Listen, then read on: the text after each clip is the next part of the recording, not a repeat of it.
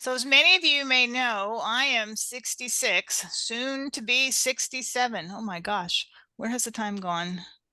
And I've often been told that I neither look nor act my age, which I'm very proud of not acting my age.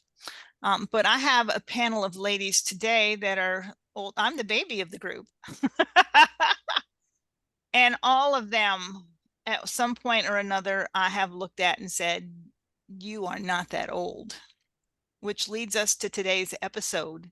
Welcome to the Rebel Tribe, where women set the pace and we are leading the revolution and leading the charge, changing how women are defined in today's society.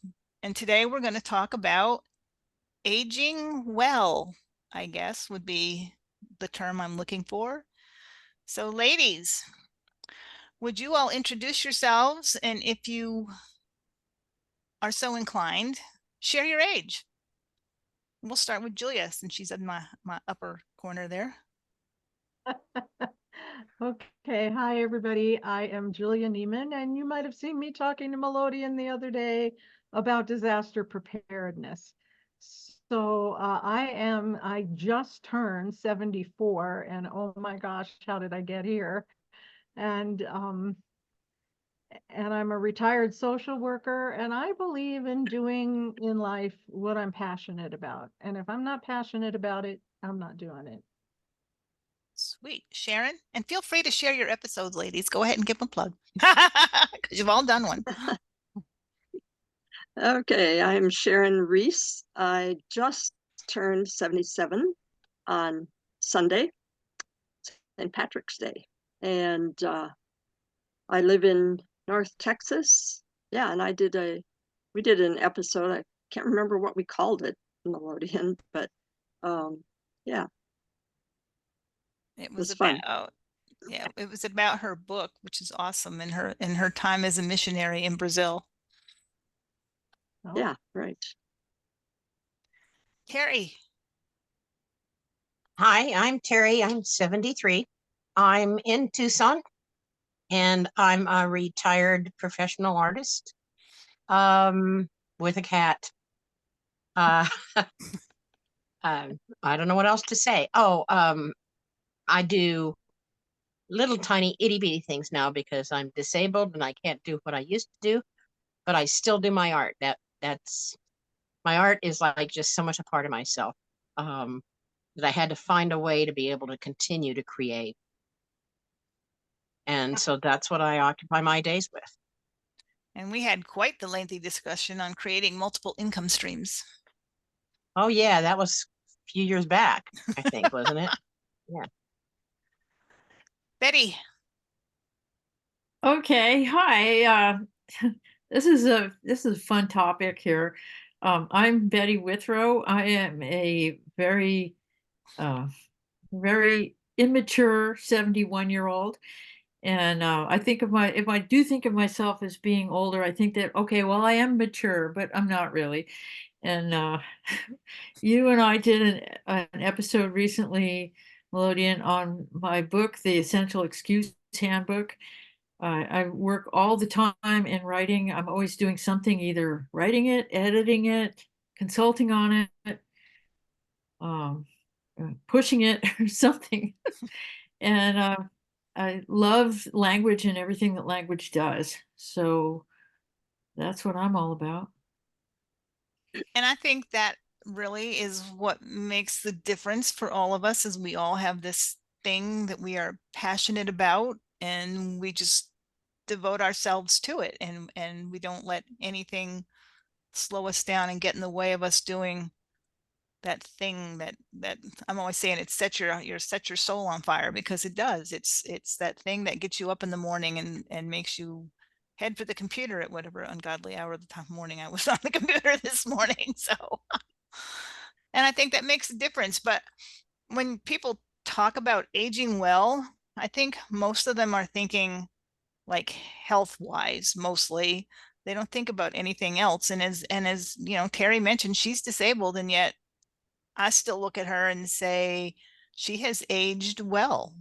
So how would you guys define aging well as women in today's society? What do you think that means, aging well?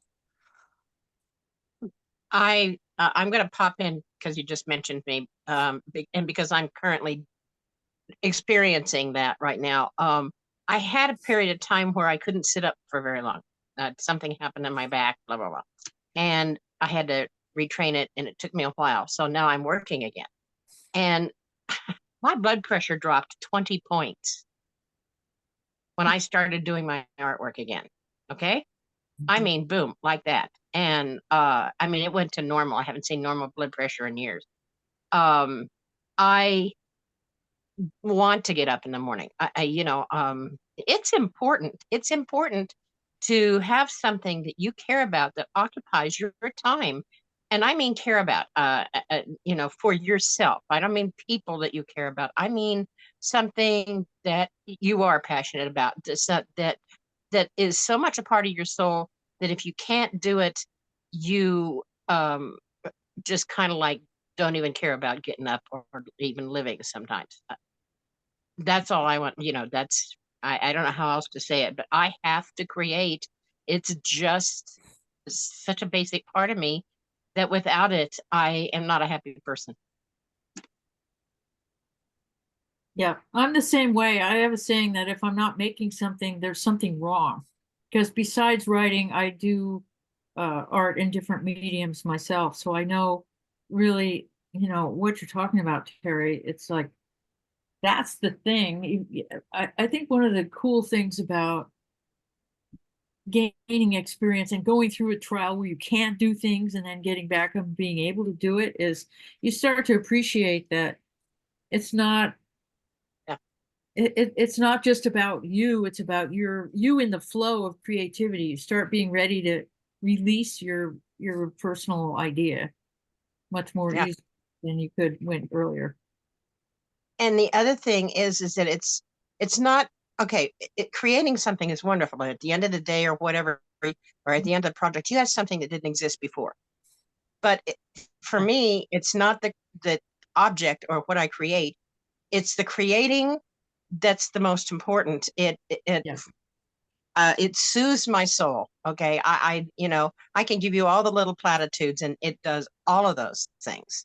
And it's, especially for women, now I didn't go that route. I didn't get married. I didn't have children, but so many of us do. And we devote our lives to the family and we put ourselves aside for a big chunk of our lives as we raise those families. And then we get to a certain age and they're gone and they don't need us and they're not around. And then boom, we have this, they call empty nest, but it's more than that. It's like an empty soul. And I think it's so important to keep something for yourself, and to nourish it because it nourishes you. Sharon, Julia? For me, when I think about aging well, the way I would define that is being able to do everything I feel that God has called me to do for as long as He has me here on this earth, and not have limitations. And that has been my goal, really. So I don't think I have just one passion. I have multiple multiple passions. But and one of them, of course, is my running, which I started running when I was 70. And Oh wow. I ran a marathon right after I turned 75. And I'm still doing half marathons, but that is something that energizes me so much, both physically, mentally, spiritually, every way imaginable. And I just can't imagine my life without running now. After 70 years, I never ran, but I've been running for 7. So That's really inspiring. Yeah, It's pretty amazing to start running in your 70s. That's great. Yeah. So I was inspired by someone who was 99 and still running. Wow. Oh, still, I thought you were going to say they started at 99. I'm going, No, oh my no. God. That's Julia, pretty what about amazing. you? So for me, I don't actually have a definition for what it is. I just kind of live it. And that's why I say, like, do what you're passionate about. Because Terry, as you were talking, what struck me is that you're doing what I believe in is you are taking personal responsibility for creating the energy that you need to keep you going. And that's what keeps you young. And that's why I always say, tell people, no, I follow my passion. I do what I'm passionate about. Because when you do what you're passionate about, that's what lights you up. That's what makes you want to get up in the morning. You've got something to look forward to that you just love doing. And that creates this flow of energy within your body and your mind. And that's what just keeps us all going. Yeah. Really, And without, those are the people that lay around, watch TV all day and say they have nothing to do. And they age pretty quickly. Yeah, they do. well, and the thing is that in doing that, at least I have discovered this, you are doing, it's a physically healthy thing for you. It's as nourishing your soul is as important as nourishing your body Yes. for keeping you healthy.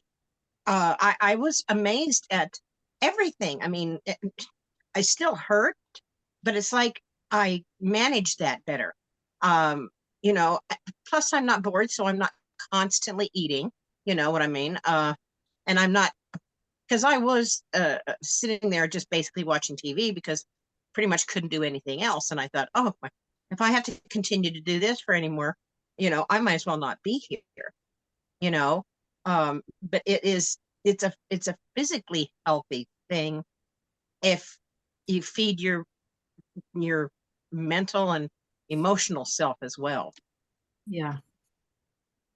Yeah, I exactly. think it's essential. And the creativity, like you were mentioning earlier, Terry, it's not about the object or the artifact or the article or whatever it is. It's about the connection with being and and making and doing and releasing, all of that. The releasing part is a really, I think, a big piece that we when we release things well, it doesn't matter if we hold on to things and we don't release them well, we get sick. And so I mean, one of the things that motivates me, because I work with a lot of different people on different projects, like I said, I wake up kind of going, oh, what does so and so need today, and it gets me going outside of myself to say, how can I connect what I know how to do with what somebody else needs? And it's really rewarding to look at life that way. It really is. I was brought up, my mother always was a volunteer for something Uh-huh. and brought me up with the tenet that, you do better in life when you are in service to others. Yeah. Because that comes back to you tenfold. So Mhm. just serve others. Don't worry whether it's going to come back to you or not. It just does. And she was Yeah. right. Well, That's been there's my a joy in sharing it with others too. yeah. I mean, you know, it's because it's like with art. It doesn't matter if you're good. It doesn't matter if you're a great artist. The end result isn't the thing. If it's, you know, if you feel good doing it, and I have a friend come over and we do some art together, and it's, you know, I'm not saying what I'm trying to say right, but I can see how she relaxes. Uh, you know, it's like, and it's enjoyable and good. You know, you feel good knowing that you shared, you know, some of that joy that you get, that you taught a little of that somebody else may experience it. Yeah. Okay, I didn't say that right, but I'm hoping everybody gets it. I'm pretty sure you all do. Yeah, we get what you're saying. So y'all Yeah. know I'm an online marketer, and I'm on it like everything. If there's a social media platform out there, I have a presence on it. Despite the fact that I teach everybody you don't have to do that. I do that because I don't feel like I can teach people how to do it if I'm not on them. So when I announced to my grandson that I was about to venture into the world of TikTok. And the first words out of his mouth were, "You can't get on TikTok, Grandma, you're too old." Which, I mean, in the grand scheme of things, wasn't that big a deal, but it made me think for a minute about all of the stereotypes and the misconceptions about women and about aging and that we all deal with every day, and how we have to, you know, how do we change that? So, I mean, my thing was, okay, what do you mean I can't get on TikTok? Watch this. And I immediately was like, okay, here you go. Here's my first TikTok. And I mean, I send them to him now. When I do something I'm particularly pleased with, I'll send it to him like, here you go. Look, Granny's on TikTok. Look at all the views she got. Grandma's on TikTok. So how do you, what are some, have you ever dealt with that? Do you guys have to deal with misconceptions and stereotypes about your age, and how do we change that? How do we challenge that? All the time. And you have to challenge it directly. Like I've had this experience with a young doctor, okay, my primary care. He's like a young guy. And I said to him once, I got so annoyed with him. I said to him, you know, I hate you. I feel like you treat me like I'm this invisible thing that comes into your office and wastes your time. And it pisses me off. And if it doesn't change, I'm going to report you. I told him that. He was like so taken aback. Well, that's who I am, Terry. That's who I Good. am. I'm just direct. I say what I feel, and I don't hold grudges either. So he and I get along great I right now. love it. I love it. I love it. He turned around, he apologized. He said he didn't realize he was doing it. And it turns out that's what they teach them in medical school. They don't really train them yet. It's changing a little, but they don't really train them to look at women's health issues separately. They still train them like men are the only ones that have issues and you have to treat women like you treat men. And that's totally wrong. So now he knows if he's going to refer me, he tries to find a female doctor to refer me to, because men are told him men are useless. Well, and even some of the women doctors are because they've been brought up. The patriarchy is who trained them. Yeah. Okay. Exactly. And so, you know, and women are traditionally, you know, I don't want to get too much into this because it's a bugaboo. It's one of my pet peeves, but we are traditionally minimalized by the medical profession. Yeah. They don't hear us. They don't listen to us.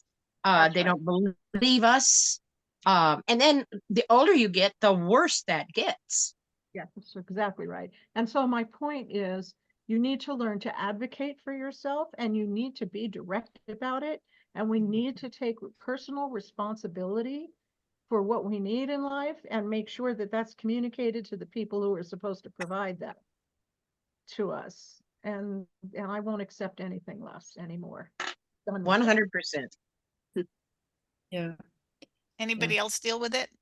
I mean, Yeah. I have not really experienced it too badly. Well, actually, I come to think of it, I was stereotyped not because of my age. Story that's kind of that's sort of it's a whole different field, but it's about a kid at a gas station. Okay, so I was going to this gas station on a regular basis, and this kid who was probably 19 or 20, and I think related to the owners or something, had kind of a I'm all that in a bag of chips attitude, right? And he would say, "Here you go, young lady," or something like that to me, right? And I was getting annoyed because the way, and I was like, you know. And so one day, I think that maybe the second or third time he said it, I said, "Don't say that to me. I'm old enough to be your grandmother." And he kind of looked at me like, "What?" And I said, "Yeah, so knock it off." And Good for you. It's patronizing and it's condescending, and they don't realize I was it. like, you know, yeah, who the hell are you? We don't call me young lady. You know, if you're 90, you can do that. Otherwise, you know, shove off. And so then one day I go in there and I hear him saying something about, "Oh yeah, grandma over there." I was like, yeah, see, screw off. So And don't you hate when they call you honey and sweetheart? Oh, yeah, that doesn't happen. That's because they can't remember your name. But yeah, that's probably right. Yeah. Once in a while, somebody calls me honey, but it's usually somebody I know and I can take it from them, you know, that's because they no, I mean don't. it, you know. That's all right. Yeah. Oh, Well, it just depends on the attitude. I mean, if Yeah. they're if you think that it's you know, sometimes people say honey and dear, and Yeah. it's just you know, it's not meant, it's meant kindly, blah blah blah. And Yeah. sometimes like that young man, you know, it's meant in a kind of a snippy, condescending way, and you can Yeah. hear it. And it's Yeah. like, what is it that when you get to a certain age that all of a sudden people think that you become a moron and you do not anymore understand sarcasm? You don't hear the tone of voice, that they Right. can take you like a 2-year-old because you just don't, you know, you don't understand. Yeah. And speaking of not understanding, my experience with the ageism thing and this baby boomer thing, the dislike of the boomers, and talking like we don't understand the technology of today. You little whippersnappers, who do you think created this technology? Who, excuse me, but you know, the gentleman who started Intel, they are in their 80s. And you're telling people in their 80s who grew up with this and worked in this industry that we don't know how to use a computer. I was building computers before you were you know, before you were born. Okay. Exactly. But they just assume that we are doddering idiots, and it drives me insane. But I don't, if they were in person in front of me, I would get into a conversation. I don't do it on the internet because you just start an unending troll party that I don't want to get into. Right. Right. Right. But if somebody's in front of me and they say something like that, yeah, I'm confrontational. And I never used to be. I am now. I'm old. I figure I don't care if you like me anymore. I don't care. Isn't that You great? know? I love that Yeah, part. yeah. It's like, I don't care if you approve of me.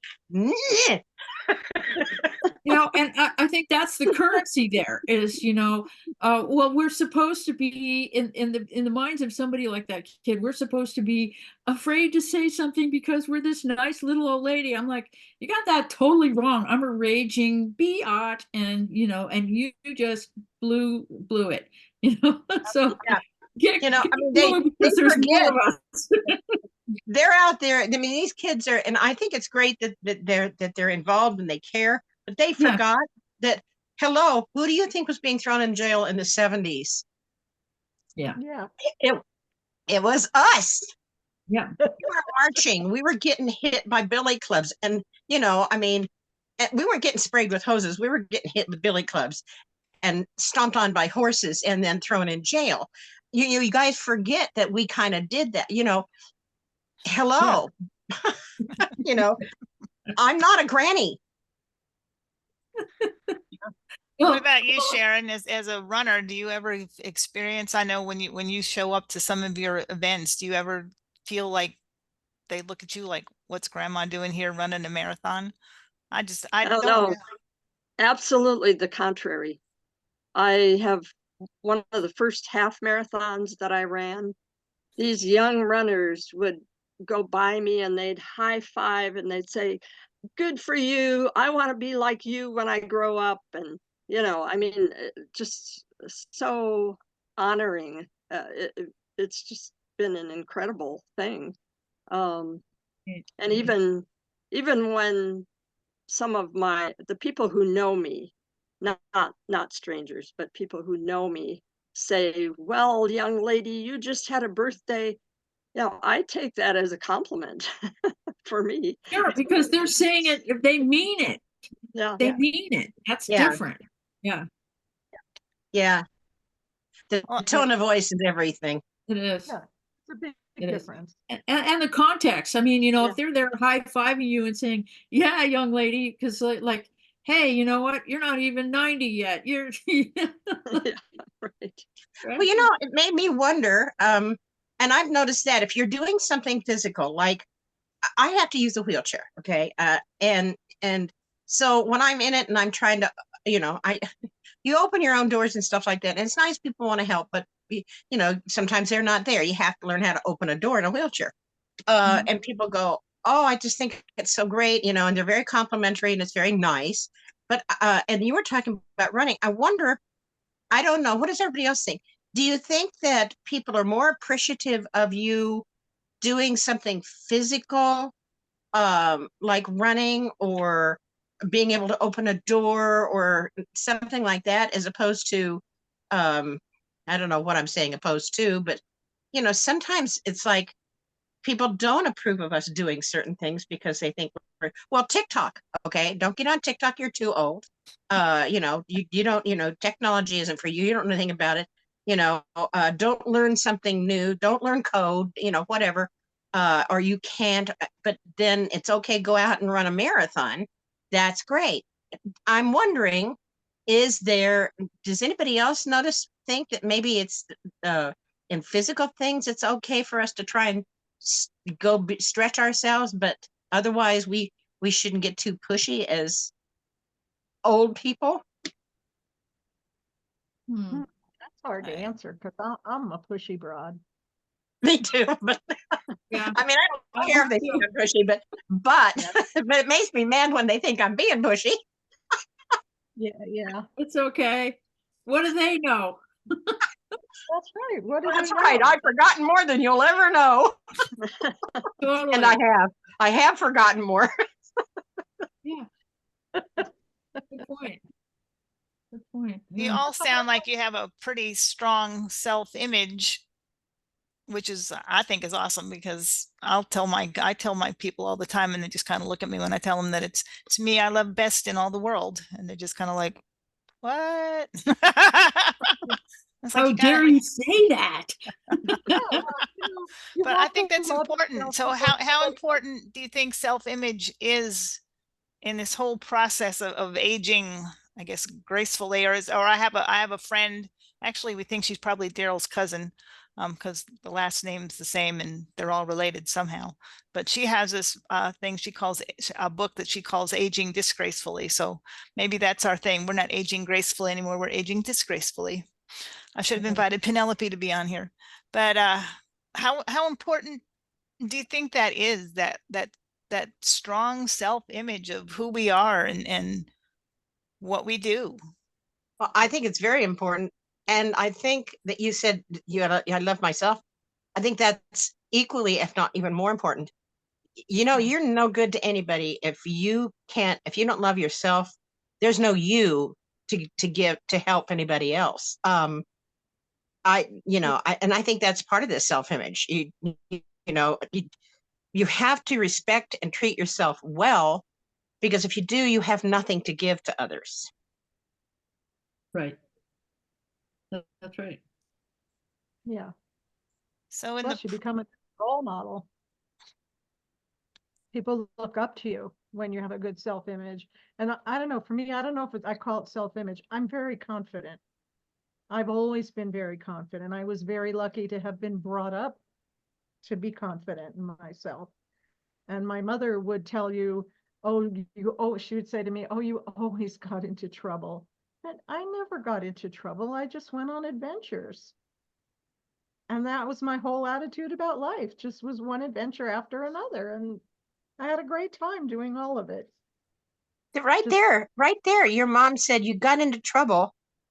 Well, Yeah, for her, conflict was trouble, and for you, it was an adventure. It's an attitude. It's a difference in attitude. yes, Yeah. exactly right. Yeah. That's That's exactly right. attitude is the central thing. Yeah. You know, have you ever been in a place where people are at the end of life? You know, like I remember going to visit my grandmother when she was in her 90s and she had Parkinson's. And you see these people, their whole life goes by in whatever it is they say to you in a very short amount of time. You can tell a person's whole life story in 60 seconds. And because their attitude is the only thing that's left. Everybody has come and gone. You know, it is what it is, and that's all that it is. And so it's the attitude that they have about that tells you everything that there is in their whole life. I really Yeah. believe that your attitude is what makes you who you are and creates everything that you can drum up as a possibility. It's also what makes your life either a good life and a happy life or a miserable, bitter life. Exactly, exactly. And that's what I mean. You can see it in people's faces. You know, that's one of the things about getting older. It's like, what do you want to remember? What do you want to hold on to? If you want to hold on to the good stuff, you've got a great attitude and you're going to do well with it. If all you do is rake over all your grievances, you have a miserable life. You know, you insist on it. Right? And you don't, I mean, we're talking about ageless and not and aging well. You know, Mhm. probably the most important thing to that is your attitude. Um, Mhm. you know, if you're smiling, you look younger. If you're angry and you're frowning and you're whatever, and you're, you know, hello wrinkles, first of all. But yeah, I think, yeah, you said it back there, and now I can't. I wish I remember the exact words you said, but it's your attitude is what I think is going to determine whether or not you're living an ageless life, and it's certainly going to determine whether you're miserable or happy or Yeah. content or whatever word you want to use. Yeah. Yeah. What's that saying? Attitude is like a flat tire. You're not going anywhere until you change it. I've heard that. I like it. That's good. I have not heard And I- that, but I like that. One of my favorites. It's good.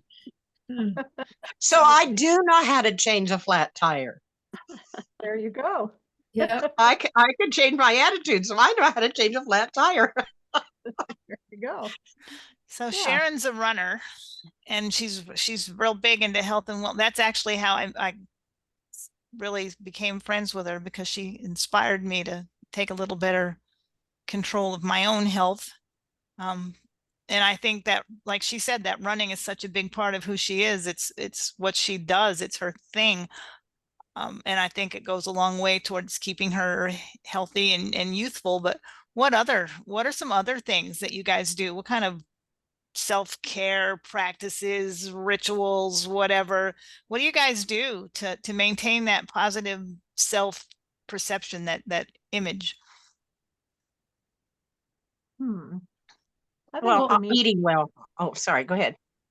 okay, Oh, I no, was you go gonna ahead. say, for me, it's taking responsibility for the way I feel and for healing myself. So I always say, if I can go to the doctor and get a diagnosis, I can take care of it. If I don't know what it is, that's when I have a hard time transforming something or curing it. So, and I found that to be true. And I now rely on herbs. I gave up almost all of the medicine that comes from the pharmacy. And I go herbal and organic. And it's made a huge difference. I'll give you one experience I recently had. I had a massive E. coli infection in a kidney not a kidney, a UTI. And the doctor's like, well, I'm going to give you some antibiotics. And I said, no, don't waste them. I'm not going to take them. And I went home and I made some oregano tincture, and I took the oregano tincture, and within 4 days it was gone. Went back and had another blood test, no sign of the E. coli, gone. Nice. So that's for me, is living well, is taking responsibility for myself and not putting what I consider poison into my body. Yeah, it definitely has to do what you put into your body physically, food wise, is Yes. just as important as what you put into your body and your mind. You know, emotionally. What am I saying? You know, what your attitude. In other words, are you going to wake up and be happy and feed yourself happy, or you're going to feed yourself junk? Yeah. Yeah. Yeah. And a lot of times, Terry, it's not even the food that we eat, even if it's junk food, it's the attitude that goes along with it. Like, how many times have you eaten something and said to yourself, I probably shouldn't be eating this? Oh, the guilt. Oh, that horrible guilt. Yeah. Right. And You know, that's where moderation. it comes from. If you eat it and you're happy about it and you don't care and you don't put that guilt on yourself, you don't gain weight from it. No, and you know what? If you want a donut, eat a bloody donut, because and enjoy it, not just eat it, but enjoy it, love it, because if you don't, you are going to go back to that refrigerator. And I have had a weight problem my whole life, so I know about this stuff. Okay, you're going to keep going back until you satisfy. It's not the donut, okay, until you satisfy that desire that you want to feed. So if the donut, and what it is that the donut made you happy for a minute, it's happiness, whatever it is. Take the guilt out of it. The guilt is the most dangerous thing that we put in our body. Yep, totally agree with you. Yeah, I had a turtle Sunday yesterday to celebrate my birthday. Yay, and happy birthday, by the way. That was fun. It took me forever to eat it, and my husband was very patiently already finished with what he had, and just waiting and waiting because it had all these nuts, and my teeth are not all that great anymore. That's the one thing that's aging too fast, are my teeth. But anyway, but it was fun. It was so nice. Well, plus you were savoring your turtle Sunday. Yeah. You know, I mean, if you savor, if whatever you, that's a good word, savor. Okay. Whatever Like you're doing, savor it. Okay. Take a second and enjoy it for what it is. You know, eating, drinking, exercise, whatever you're doing, we do so many things automatically without even considering them. And it's the little stuff that, I don't know about anybody else, but it's the little things that make me happy. It's looking over and watch. Okay, this sounds stupid. I watch my cat snore. Okay. And I can relate to that. Sounds stupid. I just Snoring look right over now. and he's over there just, oh, and snoring. And it's just so cute. And I will stop and I will just sit there and watch him do that for a minute or two. And the joy is unbelievable. It's the little things. It's also the little things that drive me crazy. It's the paper cuts. It's the, it's not that a rock fell on my house and crushed my house. Okay. It's that I'm sitting in my house and the phone is ringing every 2 seconds when I'm just trying to watch a TV show or do some art. Okay. All the little tiny things that pick at you. Pick, pick, pick, pick, pick. Okay. It's the little things that'll drive you crazy, but it's also the little things that'll give you such great joy in my snoring cat. Okay. That's a good book title, by the way. Yes, it is. Yes, it is. Betty meet Terry. Snoring cat. Terry meet Betty. Betty helps people write their books. Betty, Terry has a book. Well, actually, I've published how many? 7 books now? Wait, Yes. 1, 2, 3, or 8, 7 or 8. Oh, fun. Fun. But not like that. I haven't, that would be a cute little kid's book or something, but Yeah, or just a general happiness book. well, yeah, even better. I mean, actually, because that's what we're talking about. It's like, Yeah. when my friend came over to do that, I said, just don't worry about the end product. Don't worry about being a great artist. Enjoy doing the art. The art is doing it. It's not the end product. That's a Exactly. painting. That's not art. And so just get the joy out of it. And I lost the point, well, there's this 73. There it shows up. I lost the point of what I was talking about. That can happen at any age. Bye-bye. Bye-bye, brain. Well, I take a walk every morning. The first thing that I do is take my herbs and my health protocols, get myself dressed, make my bed, put my Chihuahua sweater on, which makes him try to bite me every single time, and then get out the door, because moving around first thing in the morning, really, it does a lot of things for me. It improves my locomotion. It gives me air in my brain. It gives me a sense of perspective. I can appreciate the fact that I live in a beautiful area, and it's safe, and there's wonderful people that I run into along the walk. Not all of them are wonderful, but some of them are. And, so it's a great way to start the day. And I've been doing that for years and years. Then when I get back, I like to write out a series of positive statements. right after I eat breakfast, I write out a series of positive statements, and I actually write certain ones every day. Although I do skip days because otherwise it's not creative. If it's something you force yourself, no.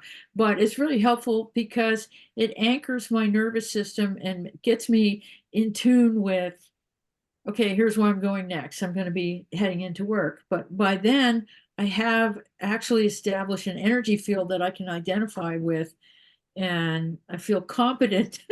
Because when I first wake up, that may not be the case, you know. I have to take a vitamin B to set my brainwave in order and then go on from there. So with that, for me, that little ritual really anchors me and gives me the ability to say, okay, bring it on. I'll see what I can do. Well, I'm going Yeah. with Sharon. I'm going to go get a turtle sundae. That Yeah, just sounds good now. I'm it sitting does here sound thinking good, huh? turtle sundae. Yeah, That might be my yeah. dinner. Sounds I need to really go get me a turtle good. sundae. Oh, goodness. Ah. Well, one of the things that I do along with my husband is we do a fasting day about once every 2 weeks, where we use a product that also cleanses the cells, but we don't eat anything on that day except for that um, herbal concoction, which I can't tell you what all's in there, but oh my goodness, it's just a major reset of my whole system. Um, Cravings go away. You know, it's just an amazing thing. So that's one of the rituals that we do. One other one in the evening, my husband and I watch at least one episode of whatever it is that we're watching together on TV, and he rubs my feet. Occasionally, if he puts his feet up, I'll rub his, but he mostly rubs mine. Oh, Uh, how nice. and that's really nice. That's one of our rituals. Just, you know, makes us happy. Yeah, I good want to know how stuff. you got him to do that. Yeah, really well trained. I'm going to touch on something that might be in in the current social political environment, and I try not to ever bring politics or anything into these because we all have our own viewpoints, and as long as we're all nice and kind and not hurtful to each other, I don't care what y'all believe. But this is probably going to maybe irritate a few people when they listen to it. I don't care. But I live in a fairly diverse, I guess. I live in poultry country. Okay, I live in poultry country, and if you've been watching the news lately, you know that there's a lot of uproar right now about a particular poultry company that's known for hiring immigrant workers. And having worked for them, I can tell you that they're not doing anything wrong, but I'm not even going to get into all that. What I want to get into is, because I've worked with so many of these women in the past, and I know that they, even more so than us, I mean, we feel it just because we're old, but I hate to say it, we're old, but we're white. They feel it even more. I've watched them, I've seen it myself. How can we make sure that no woman is left behind when it comes to aging? How can we make sure that all these discussions about aging and all the what we're discovering, how can we make sure that we include all women, regardless of background, regardless of identity, regardless of ethnicity, regardless of all of that crap that doesn't really matter? How do we make sure we include them? Because we band ourselves together as women, not as any particular ethnic background, race, religion, political stance.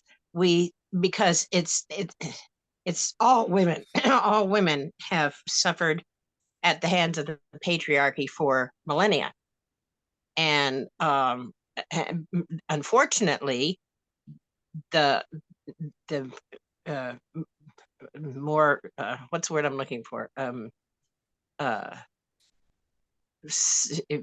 know, the white women, we have it bad, but not as bad as some women do. We need to band together as women, period, just women. You know, that's a personal thing with me, because I've been fighting that my whole life, the discrimination against women. I mean, I grew up in this, you know, I mean, I became of age in the 70s. I was 21 years old and wasn't allowed to have a bank account. Yeah. I had to have my father sign for a bank account for me. In the 70s, a man had to put his name on your bank account. And it was Right. my money, my job, and I didn't even live at home. I mean, Yeah. people don't realize that, just as, you know, I mean, it seems the 70s seems a long time ago, but for us, it was just our youth. And, you know, we have women, you know, I mean, we need to get past the ethnic barriers and the color barriers and band together as women, and see ourselves as women, and you know, stand together that way. It's divide and conquer is what's going on, and if you don't let them divide you, you have much more power. And you know, I mean, that's at least the way I see it. Outside of anything else, the most discriminated group is women, over and above everything else. I mean, we've been discriminated against since recorded history, because recorded history is controlled by the patriarchy, you know. And then I went political. Sorry about that, Melodia. Well, this is But for the tribe, I so was you know. trying to answer that question as politely as politically as possible. But it's true what you You know what, said. I think that it's important, as you mentioned, we are a certain subset of women. And for us to really create effective alliances and communications with others who don't have the same background, we need to be friendly and not make assumptions, you know, and be ready to listen, be ready to understand, to seek to understand first before we try to make our point.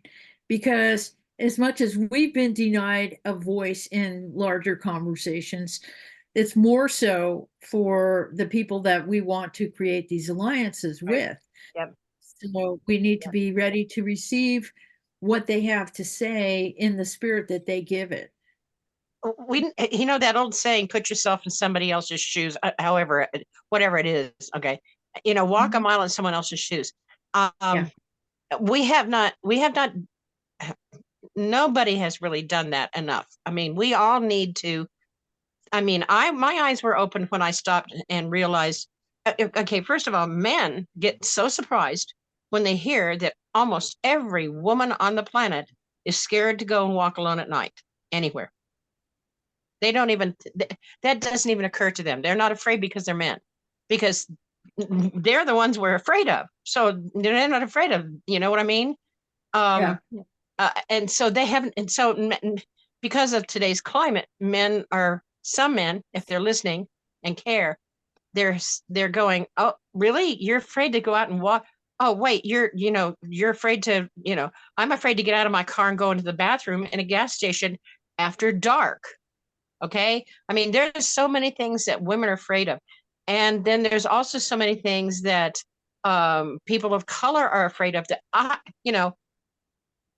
had to stop and think. You mean you can't just get into your car and drive down the street and not think about it, because that car might be too ritzy for who you are, and you might get pulled over, which I would never even be afraid of having happen to me, so I wouldn't think about it. We don't put ourselves in other people's shoes enough. Mhm. Yeah. Yeah. I never realized how pervasive it really was until my brother-in-law moved here. He's Oriental, Japanese, Chinese. He lived in Hawaii most of his life, but when he married my sister, they moved to Dallas. And one of the things he first mentioned to me was he was just totally blown away by how often he got pulled over because they thought he was Hispanic. Right. And he's like, and I never, And for no reason. Yeah, for no for something that wouldn't even happen to us, and we wouldn't even think about. I mean, do you think? Okay, do you think when you get pulled over? Okay, do you think, okay, put my hands on the steering wheel where they can see them? No. No, we don't have to, do we? But people of color do. And whatever you do not bend down. And, if your purse is on the floor and you're a person of color, don't bend down and grab it. And so they can't see you, I mean, because we didn't experience that. It's not in our purview. It's scary. And, the same thing with women.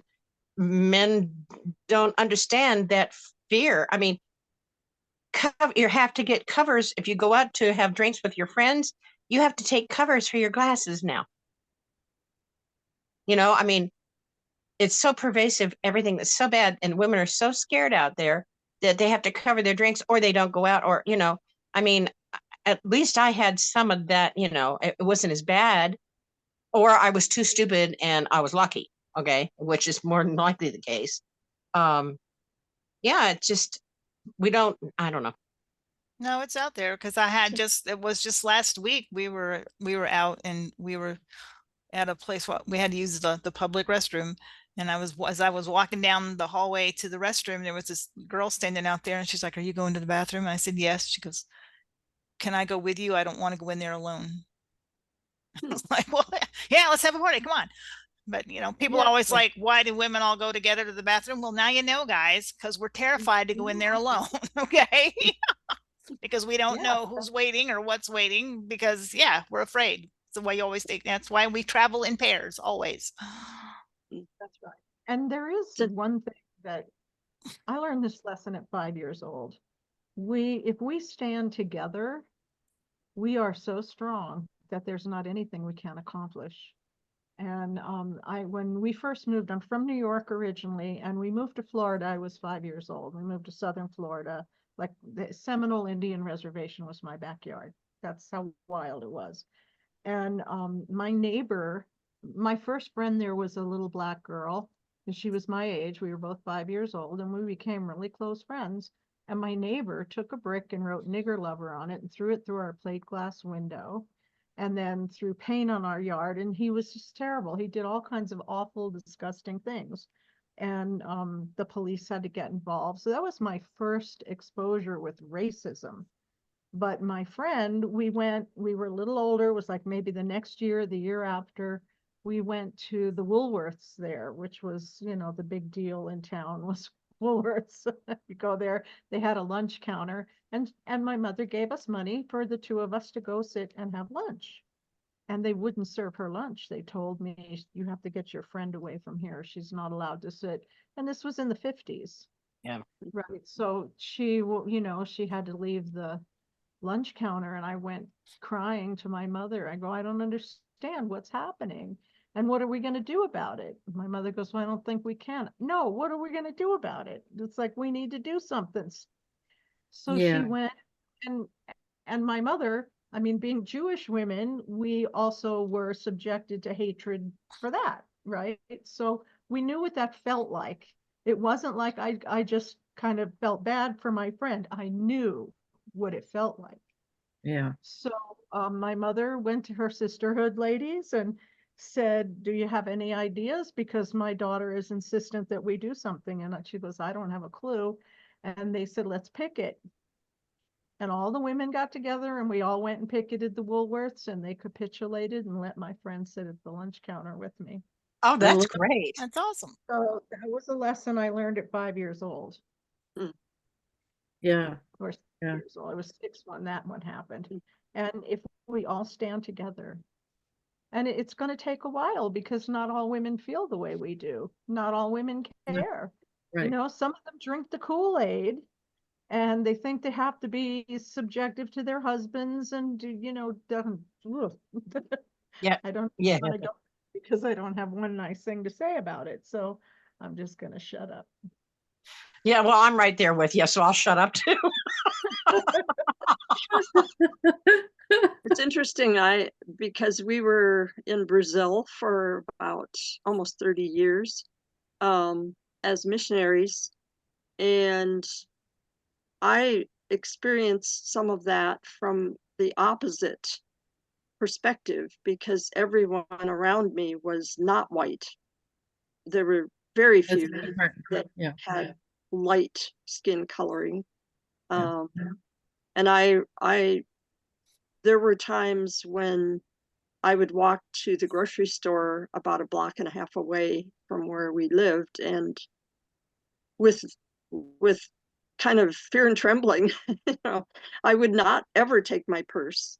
I would always put just a little bit of cash in my pocket, and just very, very, very carefully, and being very aware of the circumstances and the people around me.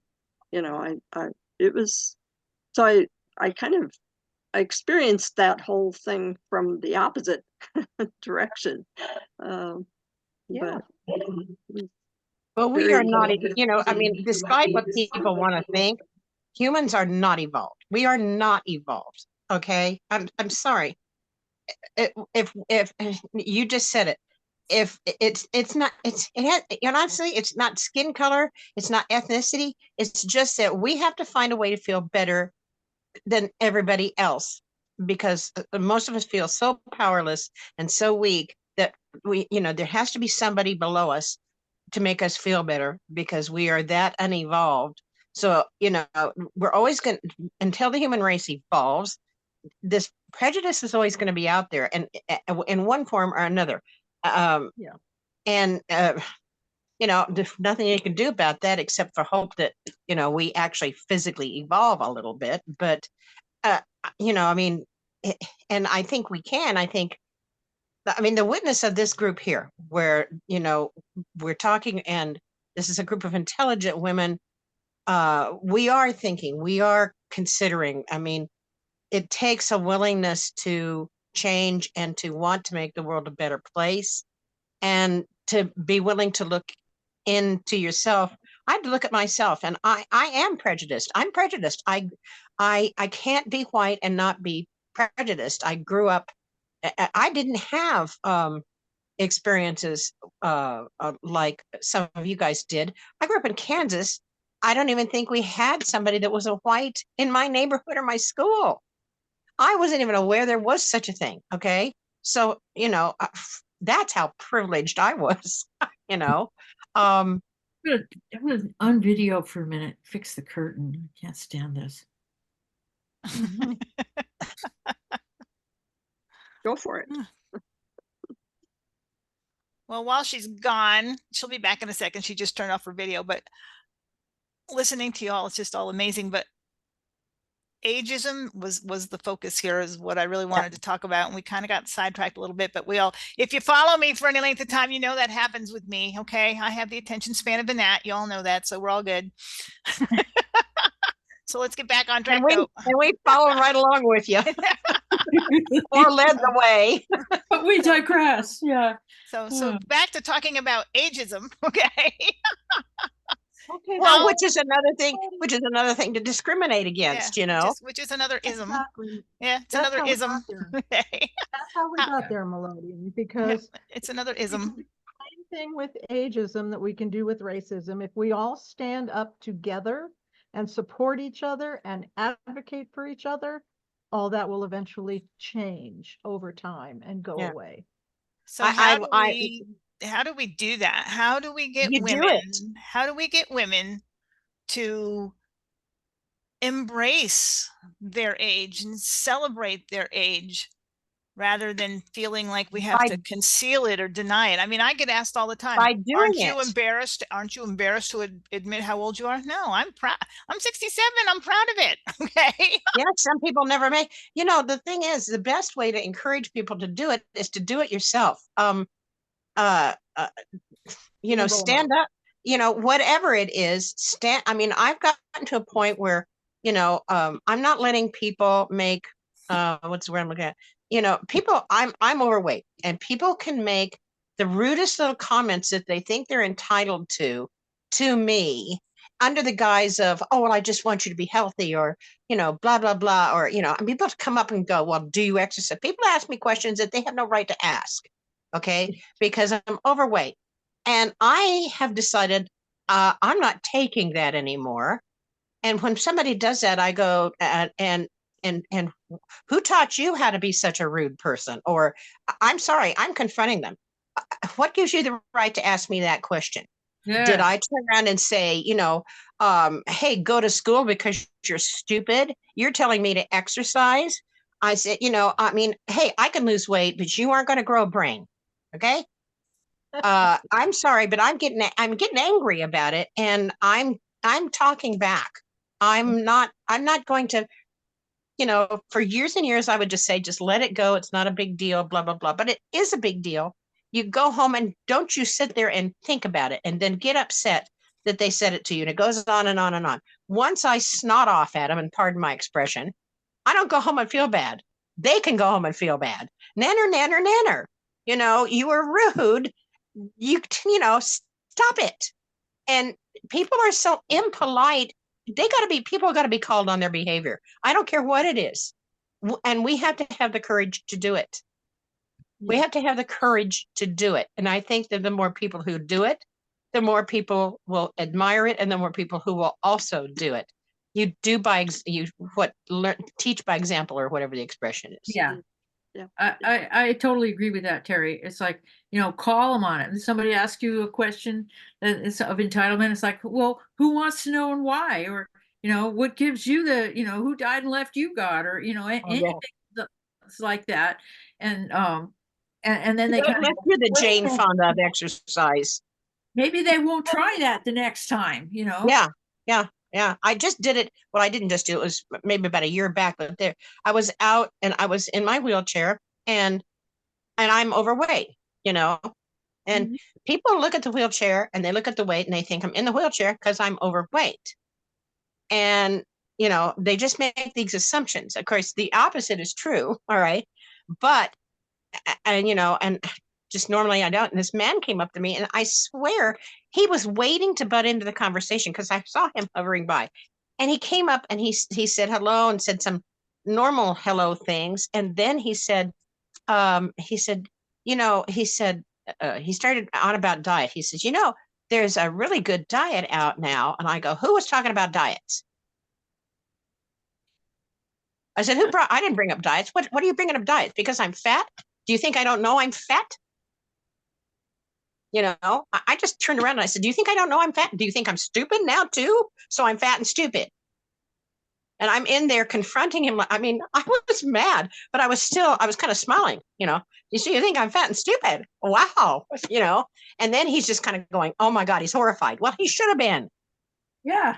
That's so rude. That's incomparably rude. Like, seriously. Yeah, and here's the thing, we don't want to be rude back. Why is it okay for them to be rude? And it's not okay to be rude back. Yeah, it is. Much better to be rude back. Yeah, he need to be called, people need to be called on some things, okay? Yeah. And I'm getting so, like in grocery stores, some things, what is it about grocery store lines?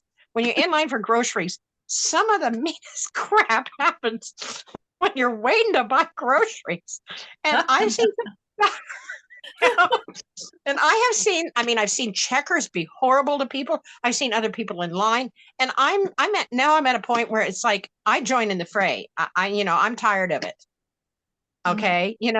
And because I'm in a wheelchair, they don't pick on me. They can't pick, they can't pick on me because I'm in a wheelchair. So, I figure, okay, I'm kind of like I got this dome of protection around me because I'm handicapped. So I'll say it because no one else will. Yeah. But, I'm tired of it. I'm just tired of people thinking that they're so entitled and that they can get away with it. And then that other person that they attacked or did it to, they go home and it makes them feel not only bad for that day, sometimes that affects people for a lifetime. Yeah. Those things can be hurtful. Exactly. So yeah, standing up for human rights is what it is, really. Like nobody has the right to ruin somebody else's day. Yeah. Just out of pettiness and meanness or or I want to feel better than you, and it just angers me so much. I don't like bullies. Yeah, you and me both, sister. Okay, Yeah. last question, guys, because we've run over our time as always. Sorry. But that's okay. So for each of you, think about this. We all agree that we need to change how women are perceived as they age, that ageism is real and it needs to stop, and that we need to include all women. So looking ahead, what changes would you like to see in how society perceives us and supports us as we age? And what are some things that we can do to make these changes reality? Because it starts with us. I'm gonna I start. don't think our society supports us anymore. That's, I mean, I don't think our society supports us aging. That's the problem. And I'm just tired of being told you can't wear that as an old person. You can't do that as an old person. Don't wear your hair long. Don't cut your hair short. Don't do things like this. Okay. Don't do purple hair. You can't do that. No, no, no, no, no. I'm tired of being told what I can't do as an old person. So how do we change that? What's something we can do to change that? Do it and tell them to shut up. Yeah. Yeah. Irene Marpel did. She just dressed. She's the one, she passed away recently at 90 something, but She's she my wore the, idol. yeah, I she's loved amazing. her. Oh yeah. I She's want to be amazing. her. So we can be her. We can carry that spirit forward, Yeah. pull out that So- color, make that statement. Don't be afraid to make an ass of yourself. If you're supposedly invisible anyway, who cares? And, where that starts though, Betty, I think, is that we have to really accept the truth about ourselves. yeah. Like, I know I'm fat. I'm over 200 pounds. And I'm only 5'1" so that's big. Mhm. Okay. It is what it is. That's my attitude. It is what it is. Right. I weigh this much. I'm 74. It is what it is, but I totally embrace it. Mhm. I totally embrace it. It's who I am. I don't care if you like it or not. You don't need to Yeah. be in my life if you don't like it. And I don't Yeah, want there you go. you don't like it. Right? So, and I don't like to engage people who are mean or bullies, or I just say to them, who are you to be in my life like this? I didn't invite you. You have no Yeah. right. So just bye. Mhm. Turn Oh, around I and like leave. that. I didn't invite you. I'm going to use that. I didn't invite you to be rude to me. Yeah, exactly. I didn't invite you. Leave. No way. I like Yeah. that. And sometimes they'll say, who the F do you think you are? Saying That's the more whole like me. Or you could just say, check out who gave you a ticket to this show, Yeah. There you go. There Yeah. you go. Anything like that works, but Yeah. I wouldn't engage in a back and forth like that with them. It's not worth your energy. No, it's not. You're talking to an energy vampire. Yeah.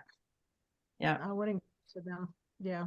Yeah. But No, that's I have an entire arsenal of phrases to use to tell people to get the H out of here. My mother was one of the most sarcastic people who ever lived, and I learned from her, how to get rid of somebody in a hot hurry. It wasn't all fun and games, but that was a useful skill to get. Yeah. Yeah. What about you, Sharon? What changes do you think we need to see, and how do we fix this? How do we stop being old women? We're not, but how do we help others not be old women? I guess that's my thing. I don't think of myself as old. I just don't. I don't even Well, think how about platforms? We all have platforms. You've got blogs. I actually have blogs, which I haven't done anything much with recently, but why can't I actually do little what I call PSAs. I do little artwork that puts out a positive message. Oh, I have one that says, embrace weird. Okay. I mean, I put those out every once in a while. I say things like that and I do things like that. artistically. I'll do something cute and put a little saying on it. Um, but you have blogs. I mean, can't you do exactly this only on your blog? Say, you I'm know, doing. um, I'm doing it right here. We're yeah, doing. yeah, Yeah. yeah. But we, you know, and we need to reach the. I have a lot of friends that aren't. They're not as out there as I am. Okay, I'll admit I'm more. What's the word? Well, I'm more in your face. Okay, I wasn't when I was younger. And I think that's why I am so much now. It's like, you know, I don't have to care anymore. So now I can be who I really am. Okay. And you can't tell me I can't wear go-go boots and a London trench coat because it's not cool, you know, in 1969, you know. I went home crying. Okay. Um, I think again, lead by example, but encourage people. If they do something on you. Oh, I took a friend, I got her a pedicure and she was going to do red. And I says, do something fun. Do fluorescent yellow and paint little happy faces on them or something. And she did it. She goes, I have more fun with those toenails. I said, see, it's just fun. You're so afraid of being different. We have to, you know, and kind of embrace it a little bit. Just maybe encourage people. Mhm. Yeah, I think fun is a great word to use, you know, and just project fun. Like, stop Yeah, taking everything so stinking seriously. That's one serious. of the biggest problems we have as a society, is everybody wants to make everything into a job. And so, you know, like, no, just Yeah, live and have fun doing it. And if yeah, it's not everything. Yeah, fun, say no. yeah. You're right. Everything is so serious, and it's like, you know, people have forgotten how they've forgotten how to embrace joy and Yeah. embrace it, you know. Why are we so ashamed of our inner child? Why are we so you know, afraid to let that child have some fun, you know, to go out and do something, you know, stomp in a rain puddle, skip, and encourage other people to do it. It's like, I'm old, I can't do that now. It's not decorous. Yeah, but it's fun. Yeah, exactly. Wow, Yeah. stomping in a rain puddle. Terry, speak for yourself. I had to go stomping in a rain puddle to rescue my daughter's puppies the other Uh-oh. night in the driving rainstorm. I did not think that was fun. No, that would not be, no, that would not be fun. That's Um, you know, it's context there. Yeah. yeah. And if I was wearing a pair of $500 suede shoes, no, I Yeah. would not be jumping in a puddle. Okay. That would No, not be fun to me. But, you know, I get what you're saying. Yeah. yeah, I mean, you know, it's like, uh, I don't know. We've lost the concept of fun, and it's actually, we didn't lose it. I think it's driven out of us. You know, Mm. it's driven out of us, and now at earlier and earlier ages, it seems like, you know, little kids can't have fun. It's like, you know, I don't know, stop it. And my art it is all about that child, that inner child. It's coloring again. Okay, Hmm. I don't know. I think it brings such joy, and it has for me. And I like to see other people experience that. Yeah. Yeah. So going around the block here, what's each of you, what's one change that you would like to see in how we're perceived as we age, how society perceives us and supports us as we age? What's one big change that you would like to see? Julia? Well, I would like to see women in particular not be invisible. I want women to be seen and heard and taken like they have a brain. And that when they say something to you, especially to a doctor, that they're taken seriously. I know my body. I know when something is wrong. I know how to communicate that, and to not be heard and to be ignored and being told it's your imagination. That just, nothing makes me more angry. And it takes a lot to make me angry, but that's one thing that makes me angry. So I would like to see that changed. How to bring that about? I think it's really just confronting your physicians and care providers. Really. Call them on it. It's in the confrontation because that's where they learn. Some of Yep. them, like this young doctor, he wasn't even aware he was doing it. No, they kind of teach that arrogant attitude in medical school. Yeah, it's what he was taught, and he wasn't even aware. But after I let him have it, both barrels, he became aware of it, and he actually made some changes. So that was a good thing. What about you, Sharon? The changes are possible. I think just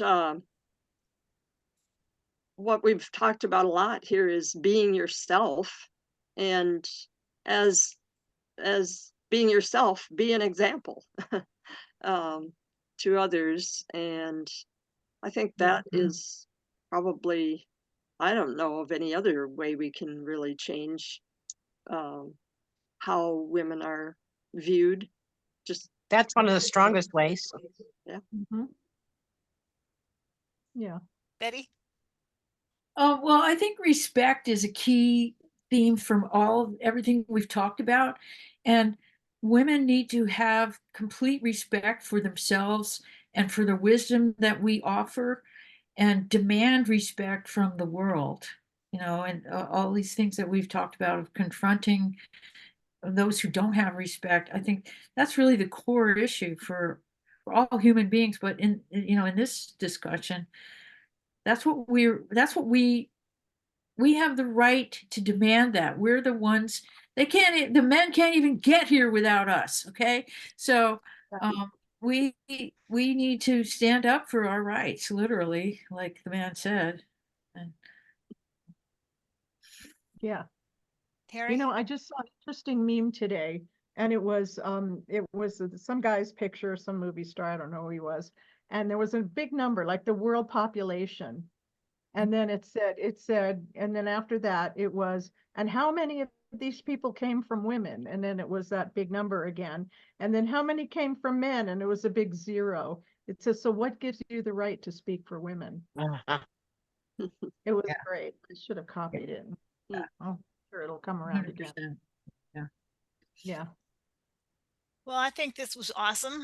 Hopefully this will help some people start thinking about how to I don't know, how to celebrate all the, when people ask me where do I think and I do get this question, where do I get off trying to teach people how to market online and how to use social media when I'm as old as I am and didn't grow up with it like they did. And I'm like, number one, there's more to marketing than techniques and skills, and there's other things involved. It's understanding people, it's psychology, it's you can have all the bells and whistles, and if you don't know how to tap into someone's thought process and their emotions and trigger that little reflex that says I want to buy or I want to subscribe or I want to click that whatever, if you don't know how to do that, it doesn't matter. Okay,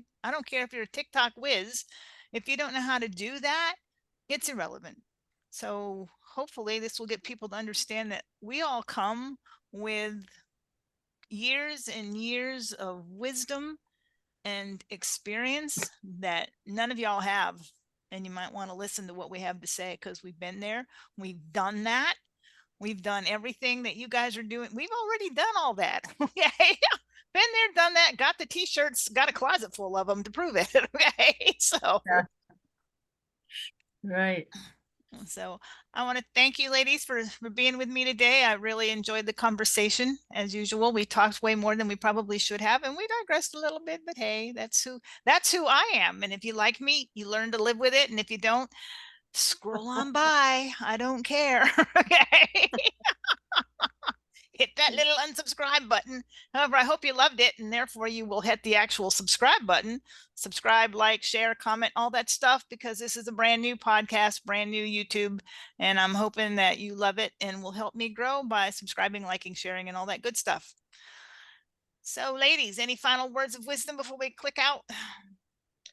I just want to say it was lovely to meet all you ladies, and I really enjoyed this and meeting all of you. And thank you, Melodian. And sorry I can't shut my mouth. It's okay. You have good No, things. And I echo that. I really had a great time meeting all of you. It's so enriching to me to have conversations with intelligent women. It makes such a difference in my life. And what I would say to the listeners out there is be your authentic self. Just embrace who you are and don't let anybody tell you you're not good enough Or you're too old. or you're too old or too fat or There too you go. Yeah. You're not too Yeah. anything. You're just right. Let's be real. That's perfect. Yeah. All right, Yeah. ladies, thank you Absolutely. so much for being here.